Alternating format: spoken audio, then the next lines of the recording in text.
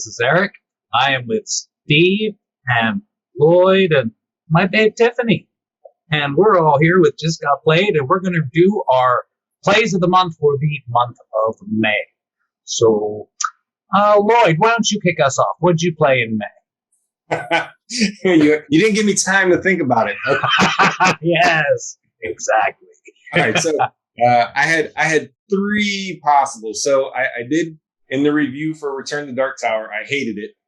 I went in with different expectations, and I liked it this time. But I think I'm gonna pass that one off. But I will say it was better than the first one. I think that's good. What's up?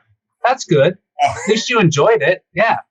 I did. And I don't know if it was company or just the fact that I had different expectations, but I had a much better time with it this time. At least you can admit you were wrong. It's still not what I would want, but it was better. But yeah, that's not going to be my top play. It was better though. I think what I'm going to go with is something simple. And I'm just going to go with good old Batman Love Letter because after we played a bunch of stuff, we kind of ended the night with that.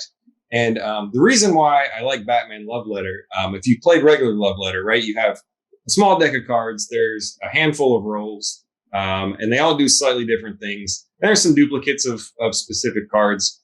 And essentially what you're trying to do is eliminate all the other players in the game. And original Love Letter, that's the only way to get points is to be the last man standing, or to, if there's a tie at the end, to be the last person in the round with the most points either in your hand, or if there's still a tie, the most points on the table in front of you of cards you played. But the problem with that game is once you've got a couple of hearts, everyone's just going to try to knock you out. It doesn't matter. They're just going to guess you everything and try to eliminate you. And Batman alleviates that problem because you can get points by eliminating people with Batman, and you don't have to be the last person in. So you don't necessarily have to survive. You just have to be really good at guessing or really lucky. And that's kind of what happened. I started off strong. I got up to 3 points, and then we played like 7 more rounds where I got nothing, and everyone else kind of got within a couple points of winning. And in 2 rounds, I was able to get whatever the points value, 4 or 5 points in 2 rounds because I sacrificed my goat. I prayed to the gods, and every guess I made was correct. And I eliminated multiple people in a round with Batman, and everyone's like, "What? How did you do that?" Stupid luck. But that's why I like Batman Love Letter over the other iterations of it I've played. It's just, there's other ways to get points, and I think that evens out the kind of runaway leader and everyone just targeting that person to get them out of the game, where once you've got a couple points in regular Love Letter, you just know everyone's going to target you, and you just have to hope you get to go pretty quick and you can guess somebody very quickly to try to, whittle down the field. That's interesting. Anybody else play this version? Yeah, me either. I've only ever played the original version, actually, which I still think is fantastic. But yeah, I played the original. I played the new Star Wars Jabba's Palace one, and the Infinity Gauntlet one, right? But no, not this one. And in fact, this one is hard to find. It's expensive if you try to get it in the secondary market. Yeah. They didn't hold on to the license very long. It was just have it and gone. You need to have Bruce Wayne's bank account. Yeah, right. Awesome. Well, excellent. Just out of curiosity, what was the third game? The third game, I was thinking about offering up U-Boots because I finally got it to the table. Hey, nice. However, no one heeded my warnings and watched the videos I sent them on how to play. And even though I divvied it up and every person I had their little packet, that's a game with like 4 distinct roles, and you need to know your role in order to enjoy the game. So eventually this became fighting with the app because we didn't know how the app really worked. And we didn't know that you could attack another vessel in the middle of a storm. The app isn't explained anywhere in the book. It's explained in the app. They have like a help section in the app, but in the rule book, there's no explanation of the app because the app was developed after the rule book. Oh, right. Sure. So that was going to be my other one, but I knocked it down because we didn't actually play. We sunk a ship But we quit playing and just tried to figure out the app for like 20 minutes, trying to like, why can't we shoot this boat that we can see? And it turns out you can't fire in the rain. Apparently those targeting computers were no good for storms. So. Okay. Hey. Well, I was just trying to set you up there because now that I've got you to talk about 3 different games, nobody can complain when I talk about like 6 different. I was going to games, so. say, you're such an enabler. Yeah. Oh, thank you, babe. Babe, why don't you go next? What was your favorite play of the month of May? So I have to say my favorite play for the month of May was probably Viticulture. What is it called? Viticulture World. Yeah. So that's an expansion that adds it turns viticulture into a co-op game. And you can play with up to 5 people, I think. Probably 6. Not 6. Yeah. Is it 6? Okay. You can play from 1 to 6. We didn't win when we played. We played 3-player, but we got very close. And I think that I learned enough during that one play that I would be interested in playing it again and seeing how that second play went and see if we could manage to achieve the goal on that playthrough. But I thought it was a fresh take on viticulture game I love, and turns it co-op, which I love co-ops too, and worker placement. So Yeah, I agree with you, babe. I had a really good time playing that, and anybody who's interested, I'm sure somewhere around here you could probably link to the live play of that, which also includes a brief rule synopsis for anybody familiar with viticulture. Yeah, I had a really good time playing that. Like you, I'm looking forward to more of it. I thought it was very interesting. And Steve played with us. I'm sure he has an opinion about it as well. Yeah, no, I mean, that's a solid game. Maybe it was just the company. Maybe that's why I enjoyed the play so much. Oh, thank you. But like I said when we sort of did our first impressions video, I really felt like this was a really solid take on taking a very competitive game and making it cooperative. I mentioned Orleans has the invasion that does that. And this Viticulture World is right up there with that, right? I'm very skeptical of anything that's sort of a add-on co-op to a game that's so competitive. But it really worked here, and I felt like it didn't suffer like some co-op games suffer from the alpha player problem. So yeah, I just thought all around solid game, good choice. Yep, I agree, absolutely, good choice, babe. All right, Steve, what you got for us this month? Well, I could have picked Viticulture World too, but or there's a few other games too that I could pick, but I'm not going to. I'm just going to pick one, and rebel. Yeah. This is a game that's new to me, and that is Terraforming Mars Ares Expedition. And what I love about Terraforming Mars Ares Expedition, every time I play it, I like it more. It gives me that race for the galaxy feeling. Not exactly, but it's got the role selection. Like, what are they going to choose? Because I want to do this and this and this. Maybe he'll choose that, so I can do this, and maybe she'll do that. So that's sort of a cool thing going on, and the bonus that you get for the bonus that you get for choosing that phase, you get something, and the fact that. In Race for the Galaxy, the cards are also your money. That's not the same in this game, but the cards are money, and you can use them as money. So it's very similar. So it's got that feel, and I feel like if I want to introduce somebody to a game in that vein, I don't want to teach people Race for the Galaxy. The symbology is cryptic, so I would rather just show them Terraforming Mars Ares Expedition. So here we are, one of my favorite games of all time, Race for the Galaxy, and I'm thinking, gosh, I might rather just play Terraforming Mars Ares Expedition with and then on the other flip side of that is it's also a Terraforming Mars game, and it gives me the feeling, it gives me what I want from Terraforming Mars in half the time. A game of Terraforming Mars can easily take 3 hours, whereas Ares Expedition is going to be done in less than an hour and a half.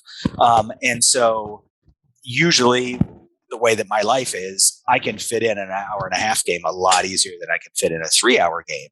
So here I am again, Terraforming Mars, another game, that's in, my top 100 somewhere, right? A game that I really like, but I'm probably going to find myself playing Terraforming Mars Ares Expedition instead. just because it is so, streamlined and faster. And it's missing some of the things that I don't particularly care about in Terraforming Mars anyway.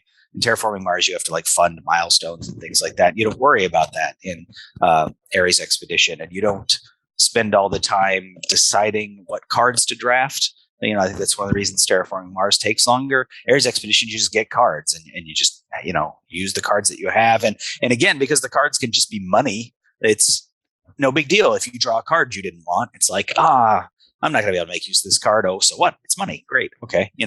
So I love that about the game, where you're all three working together to raise the oxygen up to the right level. You're trying to raise the temperature to the top level, and you're trying to put all the oceans down on the planet. And once all those three things are done, the game ends, and it ends abruptly. You don't wait till the end of the round. It ends at the phase, because there's 5 phases to each round. So if in phase 2, somebody pushes that last parameter, finishes that last ocean or whatever, you don't even do phase 3, 4, and 5, which maybe you were counting on to score a bunch of points at the end game. So I like that sort of abrupt ending too. There's just so much going on with this game. I think anybody who is a fan of Terraforming Mars or Race for the Galaxy should check this out. But I mean, in and of itself, it's a good game too. So yeah. I hear you, Steve. We played this. I don't know, babe, if you remember, but I'm just too set in my ways, really, because quite frankly, I'd still rather just play Race for the Galaxy or Terraforming Mars. But I do get that. I get why it would definitely be easier to teach than Race for the Galaxy, because that's a nightmare with all those symbols and no real easy key or anything like that. It's just hard. I mean, I like Race. I will still play Race. I just probably will never teach Race ever again. Because if somebody doesn't know how to play it, I'll be like, how about Ares Expedition instead? Right. How about you, Lloyd? Do you have any experience with any of this? I played Terraforming Mars and hate it. So I was going to ask, if I don't like Terraforming Mars, is this going to be something that I might enjoy? It's different enough that you could very well enjoy this, yes. It depends on what you don't like about Terraforming Mars, right? I don't like any of it. I don't. Really, the theme's pretty much the same, but it just gets there in a completely different way. I mean, it really is a mashup of like Race for the Galaxy and Terraforming Mars, and I think most of the mechanisms are Race for the Galaxy, and all of the flavor is Terraforming Mars. So I think it's worth a shot. I'm the one sitting here saying I'd rather play Race for the Galaxy or Terraforming Mars, but I'm also saying you should probably give it a shot. Well, but I feel like some of the engine combo building you get in Terraforming Mars is in this game, which you don't necessarily get in Race for the Galaxy. Yeah, that's true. The last game that I played, I got dealt a hand of starting cards, and one of my starting cards was an action that let me spend 4 heat to raise the oxygen level. And, if you trigger the action phase, you could do it twice. So what would normally allow me to raise the temperature one time, I could raise the oxygen twice. And I also had several cards in my hand that generated heat. So, I just looked at that and I said, well, that's what I'm doing this game. I'm generating heat and I'm going to spam raising the oxygen, spam raising the temperature. And that's how, just because of the cards I was dealt, I decided the strategy I was going to do for the whole game. And I did that and, ran away with it. It was great. Well, excellent. Who does that leave? Just me? Am I the only one left? I think you've picked too many games in previous months, so you don't. I'm canceled out? Oh! Well, I'll tell you what. It kind of works out because I'm going to repeat myself, actually. So, sorry about all that to anybody who's a purist and wants me to pick something new, but I'm going with Ark Nova. This is 2 months in a row. I just really enjoy this game. The game it's about building a zoo. You build these little enclosures and you put the animals in it, and that's the quickest synopsis I could give this game. That's not what it's about. I think this also feels to me a lot like Race for the Galaxy, in that it's a race. Okay, like you're trying to get these points markers to go and pass each other. So there's that race part of it, but it's really more about. And also Terraforming Mars. Like, I think these are really 2 great games to try to describe this game to somebody who's played those 2 games. Because you have a giant pile of cards, and you just got to do your best with what you get. Now, there's ways that you can draw more cards or see more cards or all that to mill a bit more to kind of narrow down and make some choices. But at the end of the day, there's hundreds of cards. You're going to see maybe 25% of them, and you've got to build a strategy off of that. And I just really like that kind of game where you get to think on the fly, do the best that you can, and see what happens kind of a thing. And the mechanisms in this are fantastic. I really like I think it was from Civilization New Dawn where they probably stole this, but it's the action selection. It's like a card strip on the bottom, and it's 1, 2, 3, 4, 5. And if you use something, it goes back to 1. But the higher the number it is, the more powerful it is. So if I use something on a 3, it's only going to do 3 power. But if I do something on a 5, it's going to be 5 power. So the real puzzle here is trying to maximize everything that you're doing so that you're getting everything out of the card that you're playing. And it doesn't always have to be a 5. Like there could very well be something that you only need a 3 for. So hit it on the 3. Let something else slide a little bit. There's a whole lot of that goes into this game that really just draws me in. To me, I will play anything. I love to play games. I love to hang out with my friends and have fun. I want to play Ark Nova. If you say, what do you want to play? I want to play Ark Nova. I sit around and think about playing Ark Nova. Like I'm totally addicted to this game. It is my double game of the month. Ark Nova. You were not the only person who was addicted to this game. It is racing up the charts at Board Game Geek. I think it's in the top 20 games of all time. Wow, that did not take long. Right. Well, I can't blame anybody else because I feel it. And quite frankly, I heard other people say that before I started playing it. You know, I've watched other videos and people have said that, and I'm like, that's just dumb. And then here I am. I'm the guy that's sitting around going, I just want to play Ark Nova. It's so addictive. I just want to play again. I want to run these cards. I want to see how I can do this. It's just so much fun. I had an early printing of this pre-order direct from the publisher.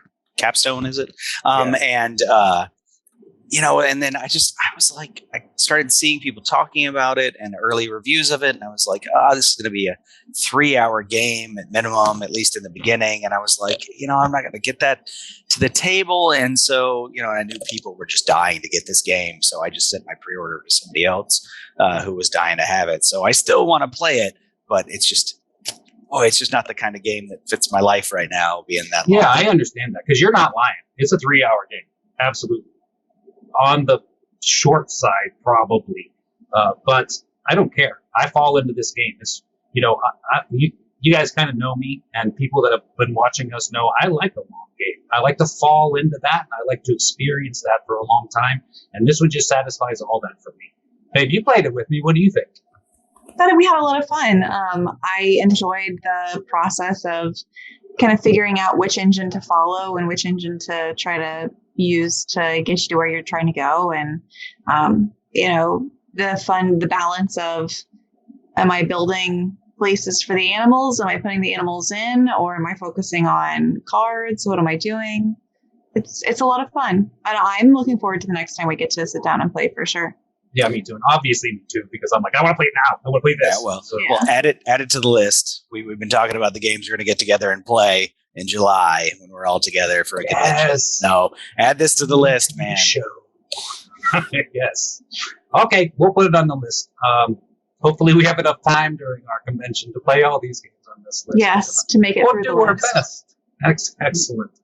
Okay, well, I kind of misled everybody there. I'm only going to talk about that one game. I do agree with Tiffany. I had a really good time playing Viticulture World, but that's it. Just Lloyd. Leaving you out to dry, Lloyd. Sorry.